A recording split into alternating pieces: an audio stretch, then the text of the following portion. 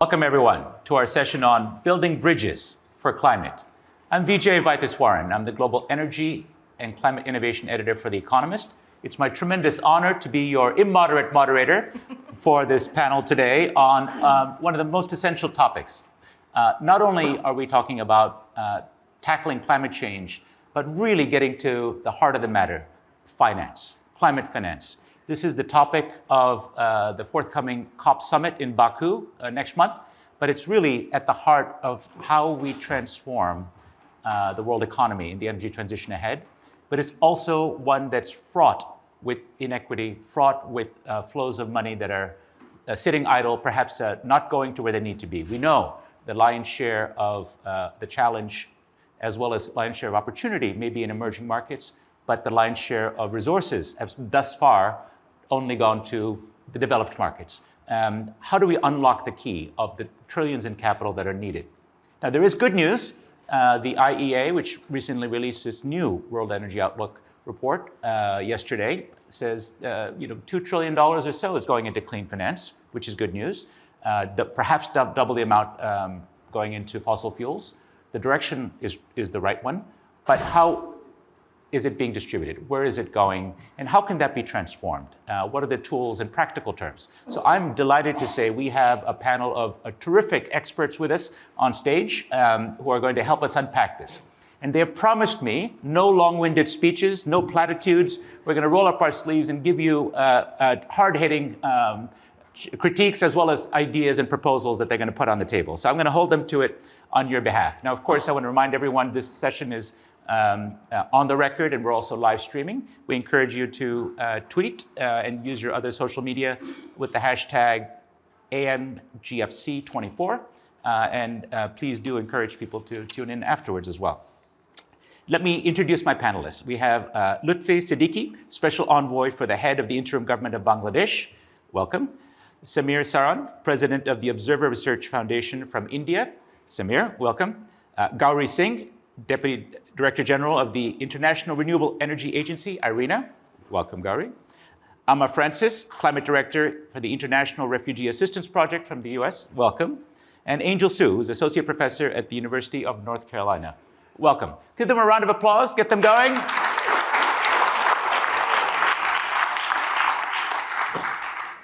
Great.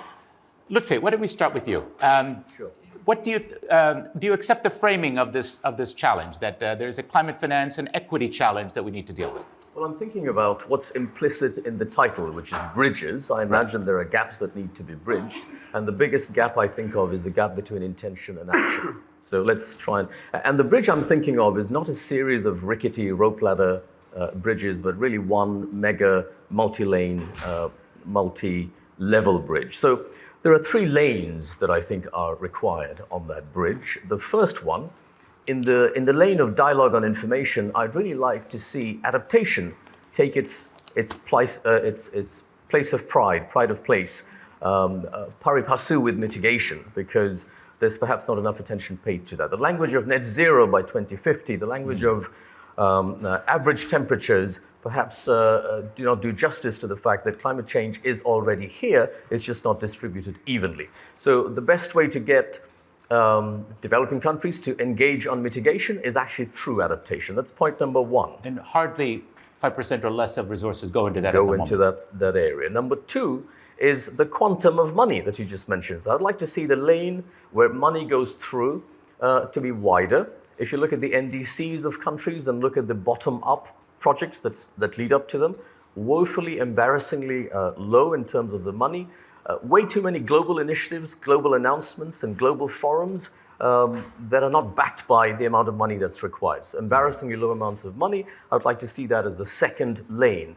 Clear it out of the small initiatives and make way for the big money to flow through. And the third one is the positive lane. Promote the positive possibilities. So if you're a company in a developing country, it's good business for you to decarbonize because you're helping scope through emissions reporting of the global retail brand that buys your t-shirts, perhaps. You should also expect to receive a premium price for that product because it signifies an improvement in standards. So provided global brands are willing to pay that premium, this is really a positive story, and that's something that should be encouraged and amplified. So those are the 3 lanes on my bridge. Right, so you have a multi-layered 3-lane bridge, Yes. hopefully a bridge to somewhere, I'm hoping to the future. Yeah, there is. Just to spend a moment on your final one, when you talk about sort of premiums for the products, we are within a global trading system, market capitalism prevails in most places. What would fetch this premium? What would need to be done to accomplish this? So decarbonization by, let's say, a textile factory in a developing country that has no exports of their own, but they supply the linen to a T-shirt manufacturer that then sells it to Europe, right, which then helps the Scope 3 reporting obligations of that European brand. So it's genuine value being added to them.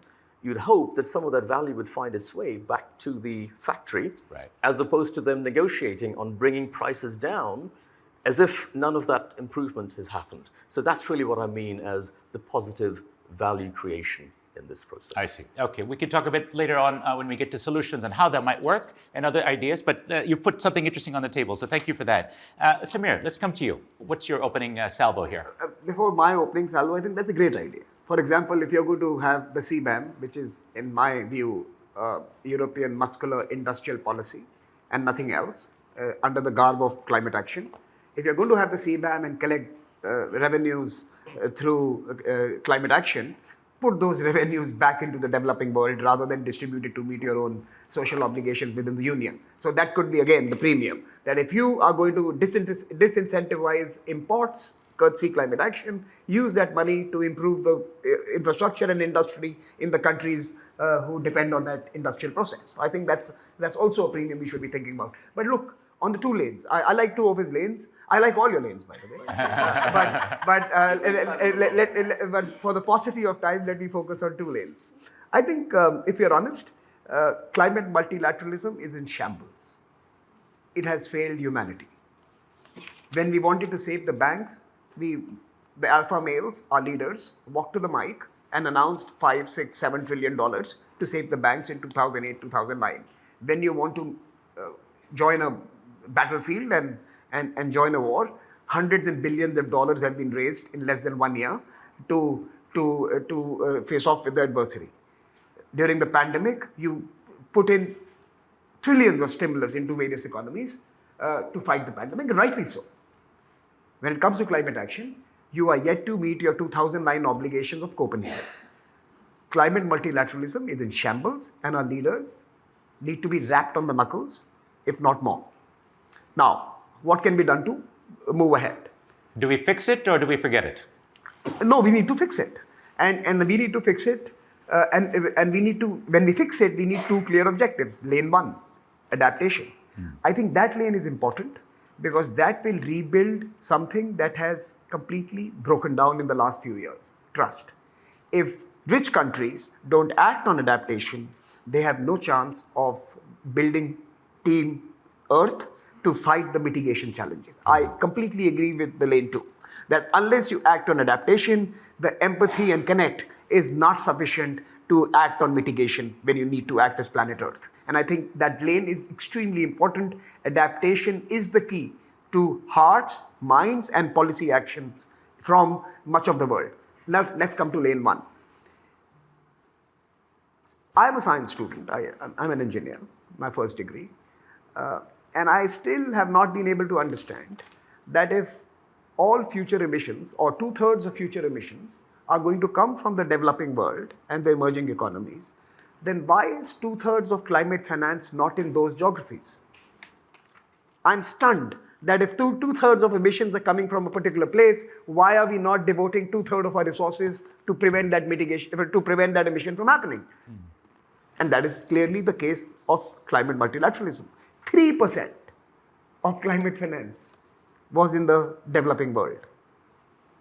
3% of climate finance goes to the least developed countries and developing countries. 15%, barring China, goes to the emerging markets. 84% remains in East Asia and the OECD countries, right? Yeah. Now, that's one part of the challenge. But even the money that does manage to leave the borders and go to these countries is priced too high.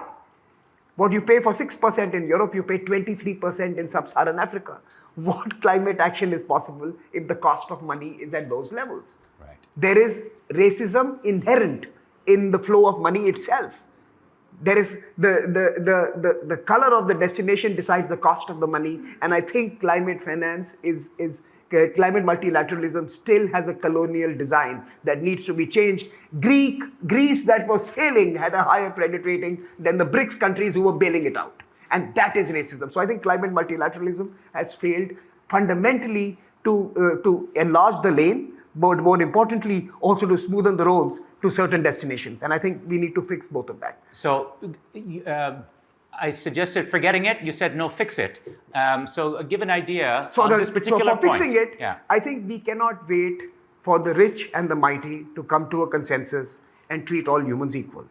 I think we have to learn from our own experiences in the past, when for political and security purposes, we have created smart plurilateral clubs, and we have created small groups of like-minded countries to solve security and political questions. So coalitions of the willing. For example, can we see an Arabian Sea community emerge where you have the UAE, the Saudis, India, putting together, knocking heads, creating funds, Altera Fund, for example, that was announced during the COP28, fantastic initiative. Can we all pitch in this region, and can we help countries in South Asia, in the Indian Ocean region, in East Africa, and gradually add ambition to such funds? We should not wait for the G2 to become divine. They are not going to be. They are petty actors, as we have seen on climate action for the last 15 years. And we should recognize that. That's a concrete idea. Thank you. I'm going to push all our speakers today to put some meat on the bones. Gauri, let's come to you. So, no, I think, just going by what the earlier speaker said, let me just build on it a little bit more, because I think there is an issue of perspective. The perspective comes from how you look at the energy transition happening in the developed countries versus the developing, where we all know that for the developed, it's change or substitution of the fuel source. Whereas for the developing, it's getting much more of whatever fuel source you can get into the system, because there is that growing need. So a lot of the financial constructs are made in a way that you have this kind of a lens that looks at it. So even if you're looking at JETP, then you're talking about substitution of one resource with another. This is the Just Energy Transition Partnership. Exactly. So, but what you probably need to be looking at is international cooperation that comes in with adding more of renewables and getting the base up, rather than looking at just substituting. So that was one. But just taking from what Samir said, I think what's interesting is in a place like Philippines, which has its entire electricity market all privatized, you have you have a Article 6 under the Paris Agreement, that kind of a pilot that's coming in, which is so exciting, because you have a private sector thermal plant, which has the government support, and with that, they're coming up with retiring their thermal plant 10 years ahead of time, and going into the Singapore market, which is ready to take in these regional carbon credits and develop a stream of revenue. So I think it's these regional kind of settings that are really going to play up, and those are the ones that need to be encouraged. And even for markets in say, let's look at West Africa. The countries are just too small by themselves to be able to attract in the kind of private investment that's needed. So aggregation at a regional scale with with a more focus on the regional interconnections is where I think the action should be headed. This is great. So that's a great example. The Philippines, it's bottom up, it's organic, it's regional. A contrast with the JETP process that has had some difficulty taking off thus far. And which was very supply-driven, coming from the substitution angle, I would say. And what we've heard so far, anyway, when I did challenge my panelists to be concrete and talk about where the money will come from, we heard in the corporate sector, paying for the value that you get as a buyer of that sustainably made input. We heard maybe resources from the CBAM, that is, from the part of the world that imposes that policy. There's a deep pocket there. And here, of course, this is carbon trading, market mechanisms, and the desire of first movers like Singapore to do something that can create a pool for action where it might be most beneficial. So we're already getting some interesting ideas, which is fantastic. So I'm glad we're heading in the right direction. Amal, let's come to you. Sure. I want to go back to lane 2, was it? Lane 2, adaptation, and the adaptation finance gap. And my job on this panel is to bring us back to humans. So that's my role here. So I'm going to be talking about one of the most impactful, devastating parts of the climate challenge, which is migration, people needing to leave home. Because I think it's important to remember that what we're talking about here is really the stake of our survival. And as an islander, that really comes through for me. So something that I'm really excited about is the development around loss and damage finance. COP, we know this upcoming COP is one that we're setting a new climate finance goal. And loss and damage is a really big part of that conversation. We've got a structure for a fund set up, but we don't exactly know how it's going to be resourced. But something that's been exciting to me as a person who works on migration within that is that migration is within the scope of that fund. So we're seeing ideas where it's possible that new legal safe pathways could be built as part of the loss and damage response. I also want to lift up some of the initiatives from my fellow islanders in Barbados, the Bridgetown Initiative. We haven't talked about debt relief yet. So one thing that my fellow Barbadians say is that we can't be tinkering and moving chairs around on the Titanic. We need to be changing the whole boat, right? And part of that is thinking about how to make the global financial system more fair and more equitable in a changing climate. Yeah, that's great. In fact, that theme has come up a few times at sessions already here this week. And on the loss and damage funding, it is interesting. There are efforts at the forthcoming COP summit. We all know it's coming up in November in Baku. Perhaps many of us will be there. There is thinking already to try to make some of the disbursement much more rapid. Historically, there's been a lot of red tape and delays associated with the disbursement of funds. If there can be mechanisms that short-circuit that so that people who need the resources can get them more quickly, I imagine that would be something you would support as well. Right, and also funds going to indigenous communities, going to the front line, so who's receiving the funds as well is important. Right, great, thank you. Angel, let's come to you. Great, thanks so much, Vijay. And I love your analogy of these different lanes. And I don't necessarily want to add a lane. I want to add more transport on your lane because I think that we're not at a choice of adaptation or mitigation. There's no tariffs, just as many vehicles that are electric as possible. So I work primarily on climate change mitigation, and I was lucky enough to be one of the contributing authors to the 6th assessment report for the IPCC, particularly the chapter on mitigation. And I think that it's important to celebrate some of the successes and the key findings that we highlighted in that chapter. And that's namely the falling costs of these technologies that are going to help us in the clean energy transition. And so in that working group 3, what we found and what we reported is that technologies, the cost of solar PV, offshore, onshore wind, battery storage technologies, some of these have fallen 85% in the last 15 years. And so as an example, if you look at the cost of a utility scale solar PV project, in some cases, they can be as cheap as $24 per megawatt hour. That's compared to $135 per megawatt hour in 2015. So that's a huge cost savings. And so in many cases, the cost of capital for these clean energy projects has halved in the last several years. And so I think that's really positive. And so we're at this really important inflection point where we're actually seeing for the first time more investment going into clean energy projects as opposed to fossil fuels. So I think that's all really positive, and we're now seeing that ratio of clean energy investment to fossil fuel investment shift to 2 to 1. So that's great, but if we're going to reach our climate goals, having emissions by 2030 and then getting to net zero carbon emissions by 2050, that's got to increase to 9 to 1. So a lot of celebration, but it's still not enough.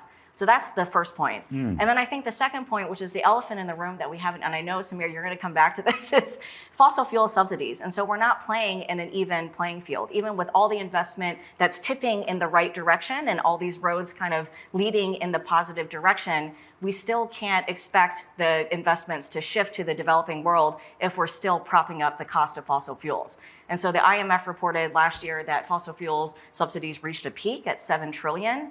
And that includes indirect and direct that's subsidies. Right, indirect and includes the health effects that's and right, externalities. Exactly. And actually, the majority of those subsidies is actually on the indirect side. So we're not costing the price of global climate pollution, air pollution, and those associated health effects. And we're actually seeing that those subsidies, actually the explicit subsidies directly for fossil fuels, the production, the infrastructure, that actually doubled, and that's been increasing.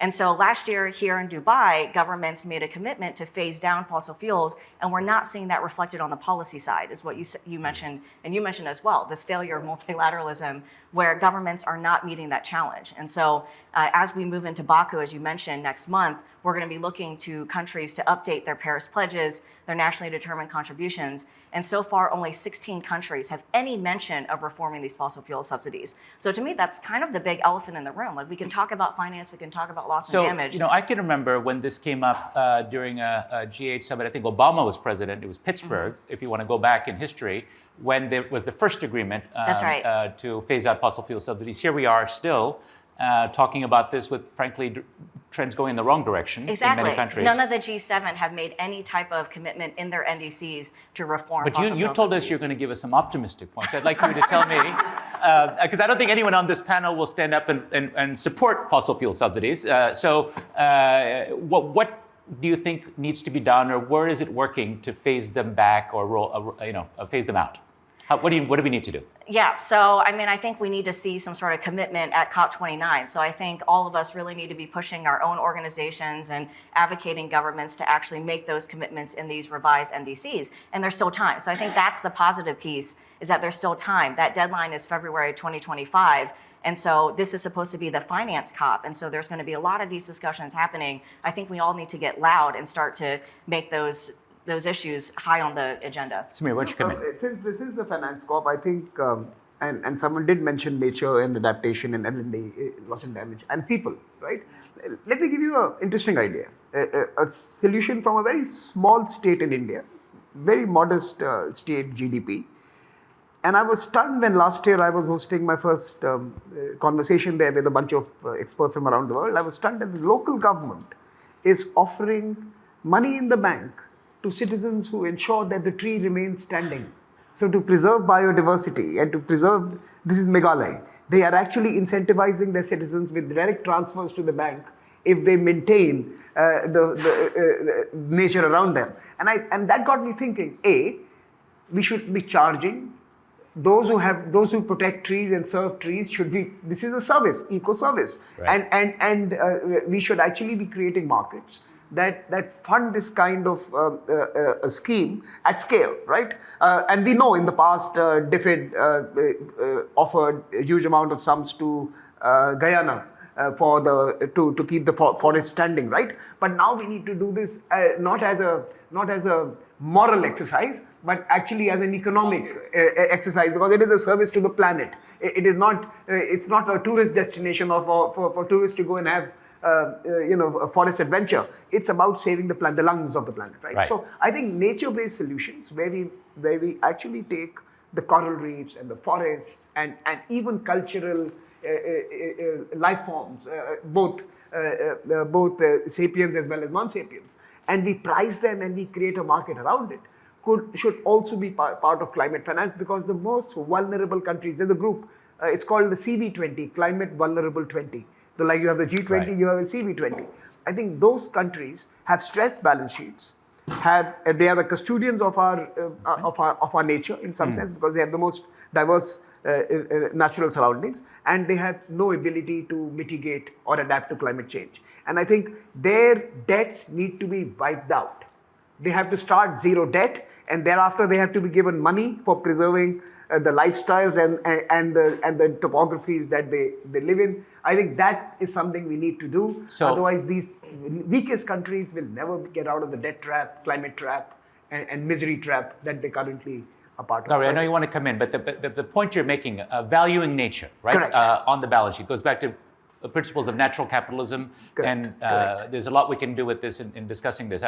Maybe you can pick up on this idea? I was actually going to be talking about something different in terms of still value creation. Okay. And bringing in again quite a specific example of how the conversations are really shifting in terms of international cooperation. And you have Mauritania, which we know is in sub-Saharan Africa, a country that has huge amounts of solar resource, but also has the resource wealth of iron. And so they were really looking at, getting their act together for being the green hydrogen hub so that they could export the green hydrogen to Europe. Europe, presumably, yeah. But it's interesting how the conversations are now they're shifting, which is a good thing, around value creation in situ, which is about not just doing green hydrogen and exporting, but actually green steel, or not even green steel maybe, But green iron ore. but green directly reduced iron. I see. So getting that, So bringing is more a- of the value back in creation situ, in the country. rather than just doing a primary export. Commodity of- export. Exactly. Right, and you see this as something that's happening in the countries that you No, look at. I think this is a shift in conversation, which I think is very welcome. But also, what I'd like to point out is you can't really bunch all the developing countries into one, because the emerging economies have a very different Correct. take on how they want to see the energy transition. So the connect there with the emerging economies is to see how you can have mechanisms and finance, because you're talking COP 29 happening very soon. So financial mechanisms, I don't think the emerging economies are really focusing on blended finance and stuff like that. What they're really wanting is mechanisms that can connect them to the capital market. Right. And those kind of levers getting into the system that allow them to access the kind of funds that they need. The volume of The funds. volume of funds. So let's pick up on this and let's talk finance for a little bit, innovative finance. This has obviously been a topic of discussion for a few years. This is not new today, but it is going to come to a head to some degree in the COP sessions. The challenge of risk and perceived risk in developing countries has already been put on the table, right? The cost of capital. A recent report from the Clean Air Task Force, just released a couple of days ago, found the weighted average cost of capital for power projects in Africa well over 15% higher. And that kind of differential is found in many emerging markets as well. What do you think? Look, we Lutfey? do need to, just generally speaking, the cost of capital, particularly from private sources, will only come down if perceived risk premium comes down. Right. And that requires completion of markets, completion of mainstream capital markets, but also markets for carbon credits, biodiversity credits, which can then be packaged into instruments, into bonds that pay subject to certain outcomes in the language of mainstream derivative contracts even. So I really think focusing on completion of markets, development of markets is something important to unlock private capital. Private capital will have to play a major part in this Is anyway. that the work of national governments, or is that something that's done at the international level? So, for example, regulators, like Singapore regulator, came up with a transition taxonomy, because until then, you could either be green or you could be brown. The fact that there is a transition, there's a journey, Right. and you want to be able to fund that journey without being tarred by, why are you financing a coal-powered plant? Well, there is a journey, there's a credible pathway. So A brown to green journey. That's right. And that taxonomy came from regulators coming together. It doesn't have to be at a political leadership level, but you've got that. And then I've got to mention, because members of my Global Futures Council are here as well, smart blending is very important. And we are working with philanthropic capital, foundations, but you can think of any kind of concessionary sources of money. We should be talking about how can $1 of concessionary money be used to crowd in $10 of commercial money, so that altogether you have 11, as opposed to what happens right now, which is at best 1 of concessionary brings in 1 of commercial. And there are clever ways of doing that, and stay tuned as to what the council comes up with. Fundamentally, doesn't it mean that it involves taking that first dollar risk, the risk of loss? Yes. A lot of philanthropies are not in that mindset of seeing it as that kind of capital.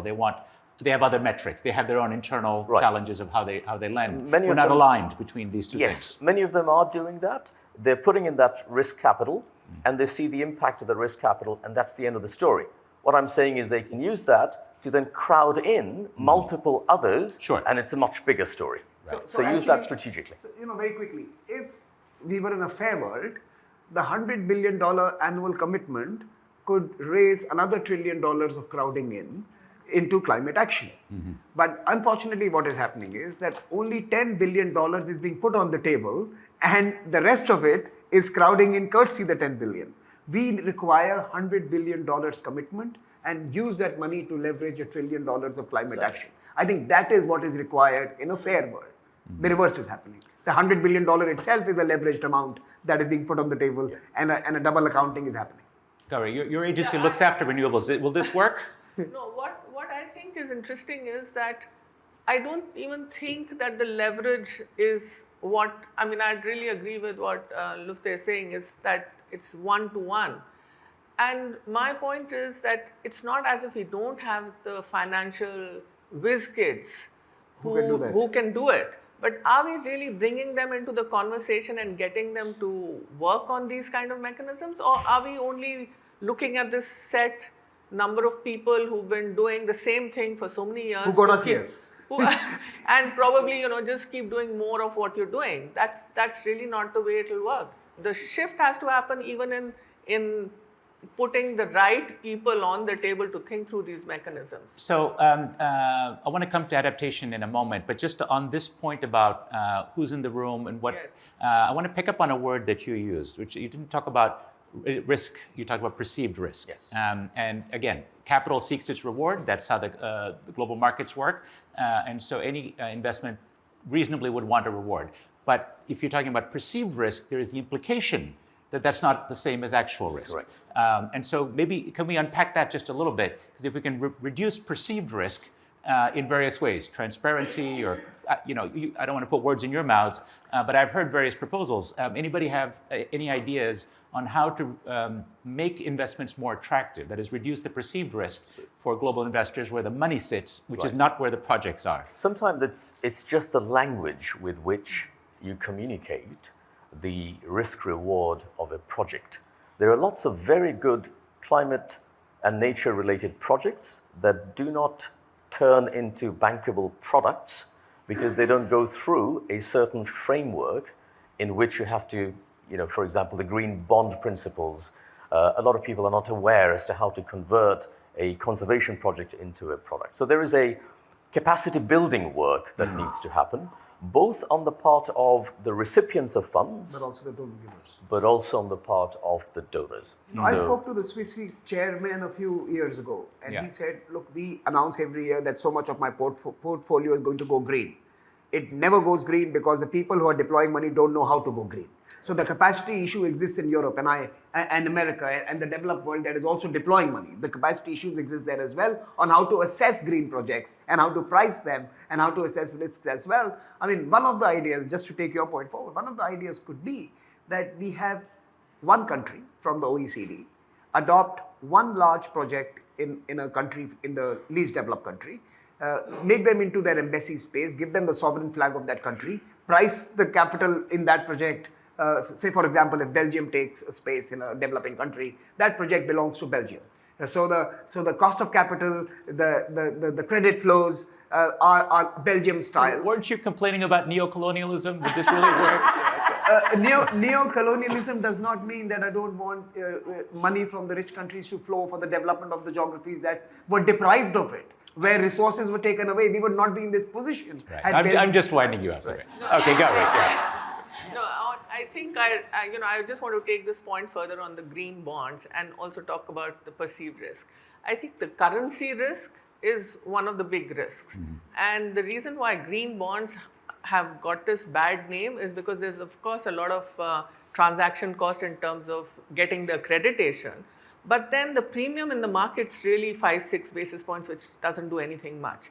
But if there is a country, emerging market, which wants to come out with green bonds in their local currency, then someone has to pick up just the currency risk, which will get the premium to about 30-40 basis points, which will start making it much more attractive. A kind of insurance product, would it be, or with some public finance involved? No, and even if it's a financial institution that comes in to pick that up, that's the leverage, because that then allows you to open up for that emerging economy the entire you know, the bond market, which is huge. This is a big deal. And of course, many of you will know the World Economic Forum and Columbia University do have a paper on this with some interesting proposals.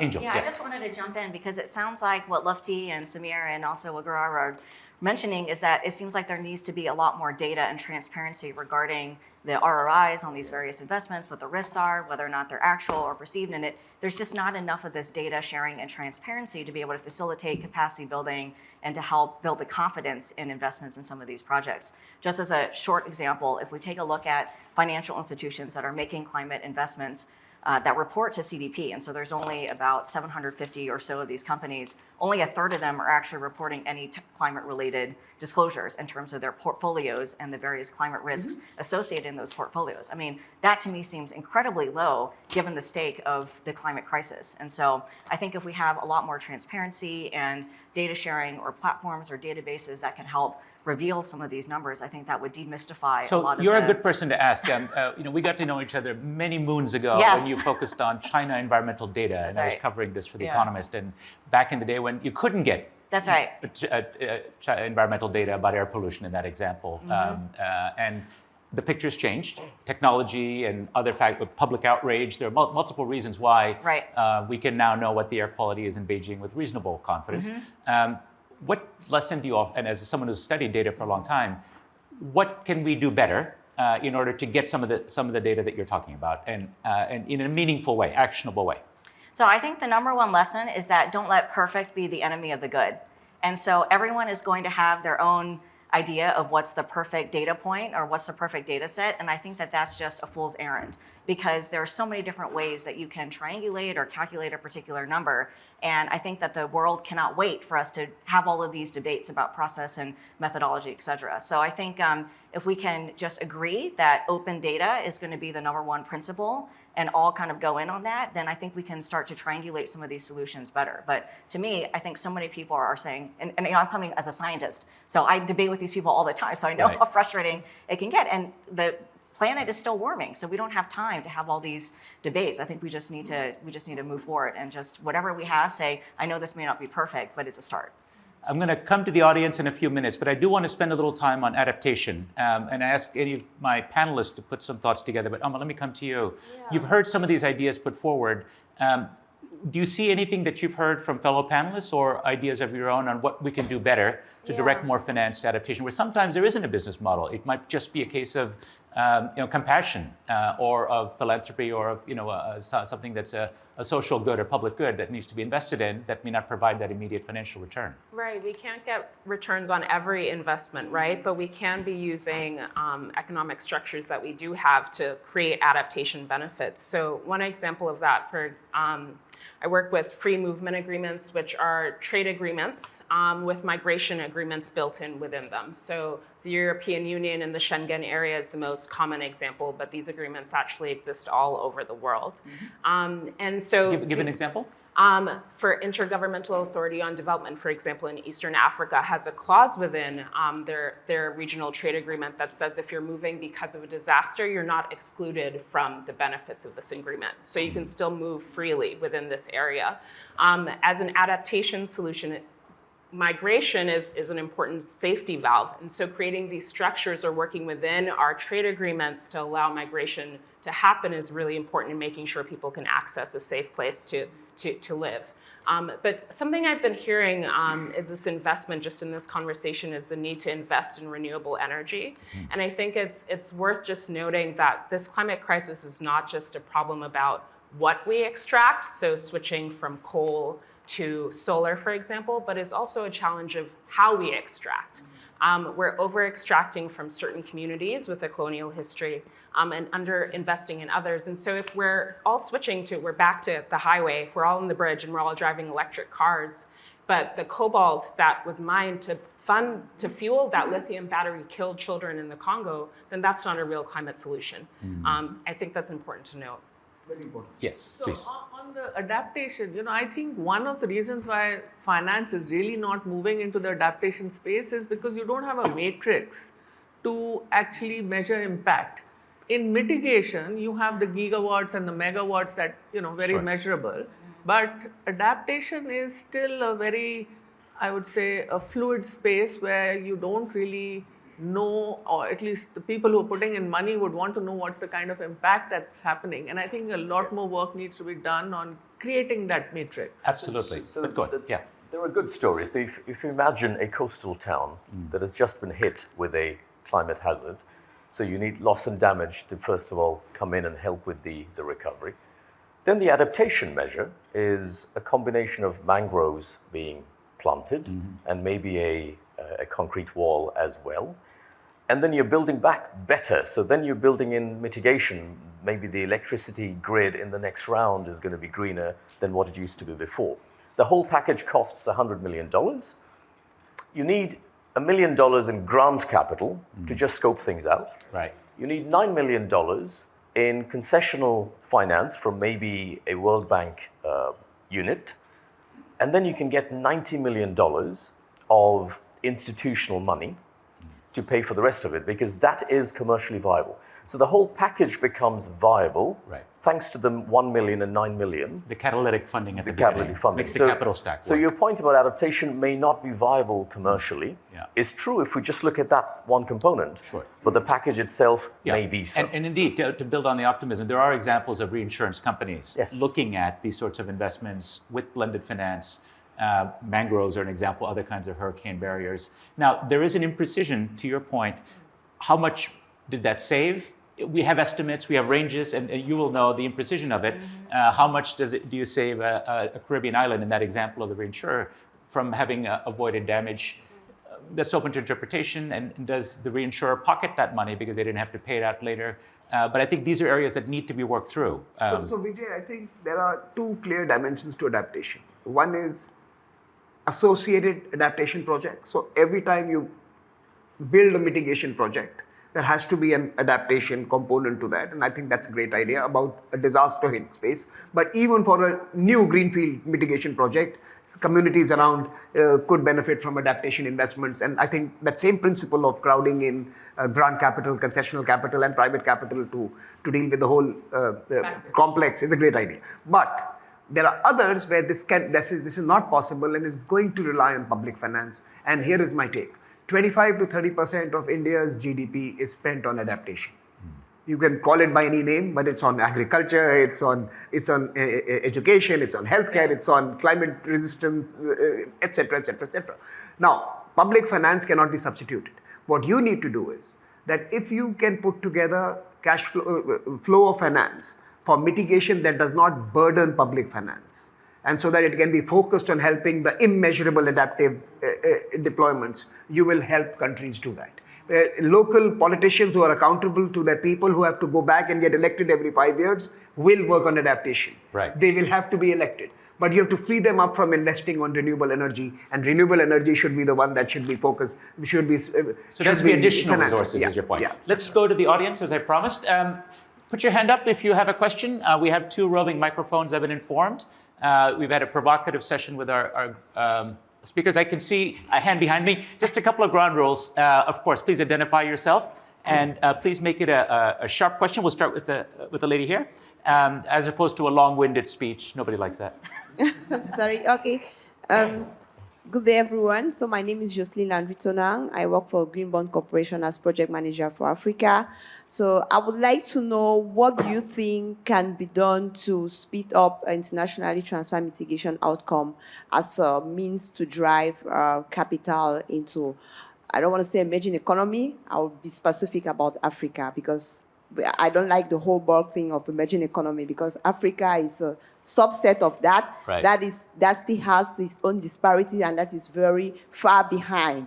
So what do you think ITMO how we can speed them up to drive climate finance into the continent? Thank you. Who'd like to take that question? Africa focused? Gauri? All right, let me try. Yeah. Give it a shot. I think one of the issues with the countries in Africa, many countries in Africa, is that the market is not large enough to be able to attract that kind of investment. So I think what's probably needed is to strengthen the regional cooperation, and you have really strong bodies like the ECRI in West Asia, and you have the IACRI in the Africa, and IACRI in East Africa, and you have SADC. So these are regional bodies which also, are looking at the regional interconnections. And that, I think, should be the focus to be able to attract in climate finance. Because strengthening the infrastructure of transmission is one of the keys to getting in more investment into renewable energy and deployment of renewable energy in Africa. Great, thank you. I see there's the crowd behind me is very vocal. I'm very proud of all of you, and a lesson to the rest of you, but it's going to crane my neck by the end of the session. Go on, sir. Okay, thank you very much. I'm Kevin Urama from the African Development Bank. I'm just going to build on the point that was made by Francis and Saran. The first one is on climate finance. She mentioned the issue about the global financial architecture and the need for reforms. Our work has shown that the current climate finance architecture will crowd out the V20. There is no way we can try to innovate the architecture we have to transfer climate finance for the much needed adaptation and mitigation actions in the most vulnerable countries in Africa and most of the developing world. For Africa, only about 30 billion is coming to African climate finance. 66% of that is from MDBs that are mostly owned by African countries, which means they are financing their own adaptation and mitigation, and this is being counted as part of the 100 billion. And again, about 33% of that are debt instruments, which means that the climate vulnerable countries are becoming more debt vulnerable. So, and that's because of the challenge. I want you to drive this home to a question. So the question I'm having for the panelists is there a way we can actually come up with new systems of reforming the climate finance architecture to allow it to finance climate vulnerable countries? Then the second question. No, let's hold that. That's a big enough question, sir. It's already hard enough. So anybody want to jump in? This, of course, kind of gets back to the theme of our session here. It's a triple impact report, I think, that was commissioned during the G20, the Indian G20. Larry Summers and NK Singh, they put together a framework for reforming MDBs, recapitalizing it, fresh equity, working with private sector, hybrid capital. Look, the good news is this December 1st, G20 goes back to America, where it all began. They joined the Troika this year, and next year they will be leading. In 26, America would be in charge.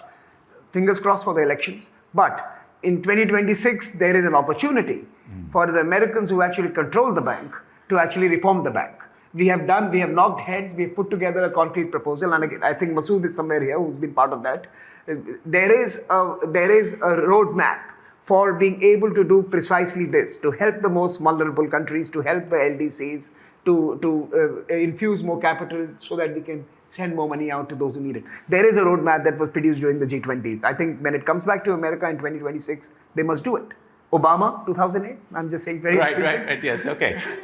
Let's go on this side. Thank you for your courage in speaking up from my right. Shirley Rodriguez, on the C40 board, the network of global megacity mayors tackling climate change, but also chairing a Breathe Cities Advisory Committee, which is about air pollution and trying to link air pollution and climate action together. And I think somebody raised the issue of subnational action, and we're having a real problem.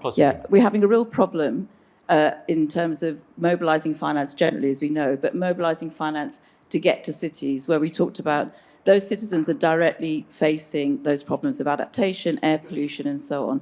And the solutions are there. We've got a new initiative, CHAMP, the high-level multilateral sort of trying to bring cities into new NDCs. Only about 97 countries, the UK have just signed up. So I'm interested in the panel's ideas on how do you get the flow of finance, not only the quantum, but actually flowing to who needs to deliver it directly. Yeah, thank you. Where the people actually live, right? We're predominantly an urban species, really for the first time in our history. Municipal bonds is a product, right? Many municipalities around the world have raised money based on their balance sheets. Mumbai in India, for example, is one of the richest entities in this country.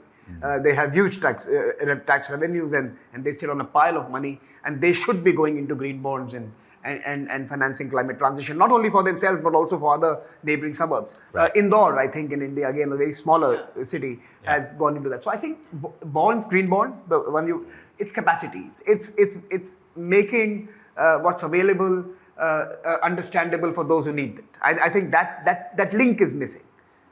Can I just add, Yeah, I please. think one good example is also the Inflation Reduction Act in the United States. And so that's one way where, because a huge component of it is incentivizing household and individual consumer behavior, people are living in those cities. And so a lot of the money is now flowing from the national government into local and state governments to try to incentivize those behaviors. And so a lot of cities are able to install EV infrastructure or other types of programs based on that kind of money. So that's just one, I think, positive example of how to flow the money from the national level, at least to the local level. Thank you. Let's come here to the front row and then behind to the back row. Great. Bernice Lee with Chatham House in London.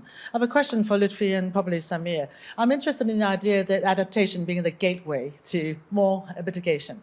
So in terms of finance, how would you then hypothecate? How much would you allocate between adaptation and, let's say, the same pot of money that I'm not sure is coming, by the way, between the adaptation and mitigation? How would you distribute that pot?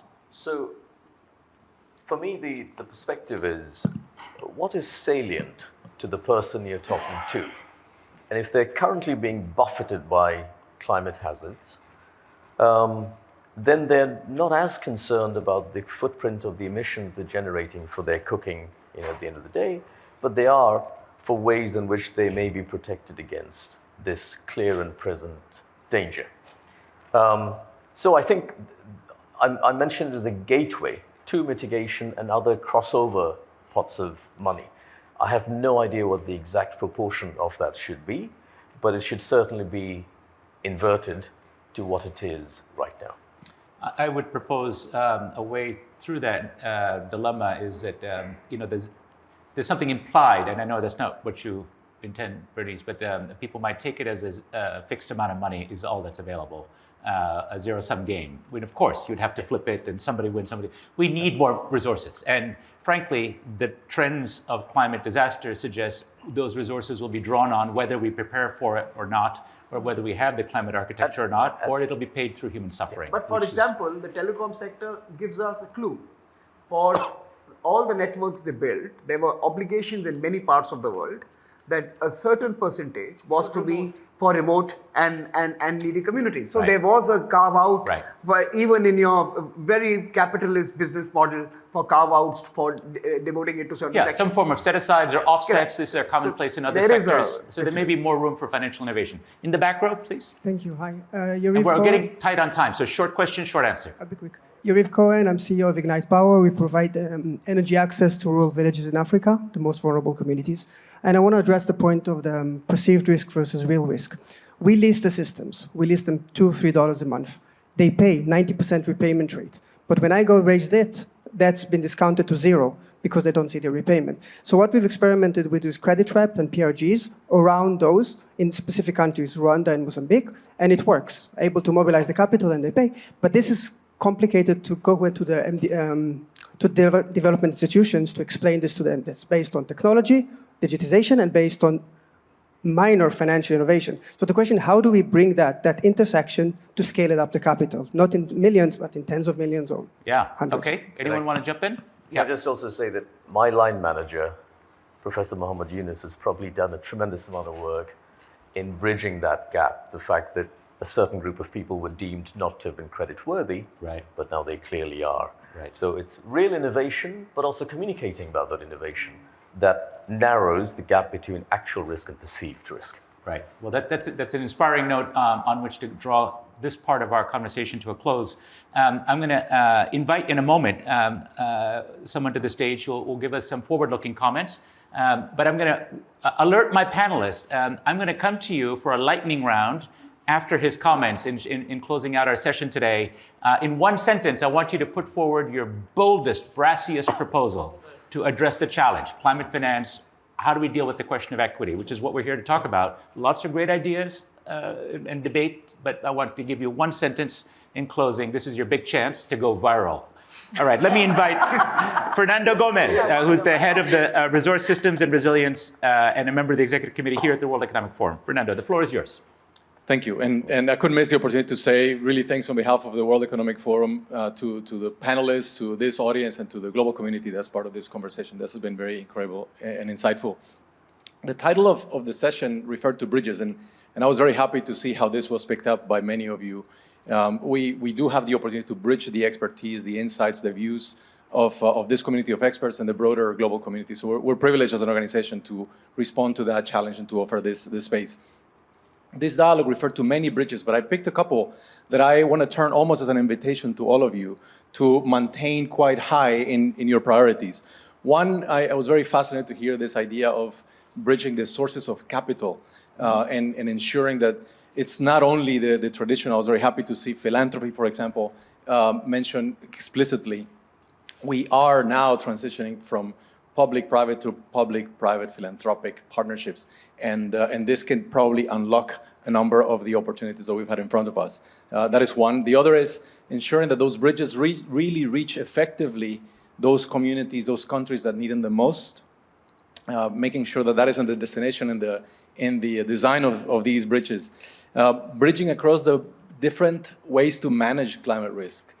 Mitigation, adaptation, resilience building, can actually probably take us even further than what we have done in some of these different lanes. And probably the most important part is bridging climate action with humanity. I think these issues of adaptation, resilience give us a golden opportunity to humanize climate action like we never have had before. And this is probably the greatest opportunity that we all have. Many of the programs that we have at the World Economic Forum, the initiatives that we are honored to support and to foster, address these issues. So I'll turn that as an invitation to you in a world that is probably increasingly multipolar. That also means more opportunities for bridges. So thank you to all. I'll turn to Vijay and for that flash round that you have promised. So thank you all. Thanks so much, Fernando, for the inspiration and also into a glimpse into the future work of the forum. So we'll look forward to that. As I had threatened, panelists, we are here for our lightning round, and I will hold you to your discipline. I'm going to start in this direction. Angel, we'll start with you. Your big provocation. Okay, well, I have two, if you that's put it okay. in one sentence, you're sneaking it in. Not stranded assets, but we need to be concerned about stranding people. I think that I learned from Amma. I think that was one. And then I think from Samir, I think we need to require climate and nature disclosure on the part of financial institutions. So two, if that's okay. All right, I'll put an ampersand between the two to call it one sentence. Go ahead, Amma. One bridge that we need to be building is a bridge that makes it easier for people to move from place to place. That has important. Oops, that's my second sentence. Remittances. We did not talk about remittances, and that's really important too. Financial flows. Yes. Okay. Look, I have to go back to that colonial exchange, and I'm going to do that. I think they took away sovereignty to benefit themselves. Now they have to guarantee the benefits to others through their own sovereignty. Rich countries need to de-risk capital flowing to geographies that need it. Charity will not work. It is the scale of capital that will require MIGA and other instruments on steroids to be able to transfer that kind of funds. Okay, great. On point, punchy, you're sticking to your guns. I like it. Okay, Gauri. so let me just build on that. The bridge which you're talking of from the global side, the global financial architecture, must build a bridge to the local financial architecture, which it doesn't. Yeah. And it needs to strengthen the local collectives like farmer collectives or whatever collectives are there which have been mobilized to actually build their capacities to then take their to be in control of where they want to go. Right, so connection to those local institutions and, as well. And the local financial architecture. Local financial architecture. You get the last word. I will end where I started. It is a multi-lane bridge. There are no silver bullets. We have to look at things as a system, compassionately. And buzzwords are no substitute for dollars and cents. Excellent. So really, a reality check. This is a panel that cut through the issues. We did not spend an hour discussing why this is such a terrible problem and wailing against the forces that be, but you had concrete ideas put on the table. And if nothing else, you've got to see a vision of multi-lane bridges, multi-tiered bridges, big bridges and little bridges connected, and even all sorts of vehicles, different kinds of vehicles on the bridges, and no guns, he told us, no silver bullets. So it's a very safe bridge, at least, maybe with autonomous vehicles. So we have a vision of momentum, of going somewhere. And of course, why are we here at the forum, if not to build those bridges? So I encourage all of you, get out there, build those bridges, make the world a better place. Thank you all very much.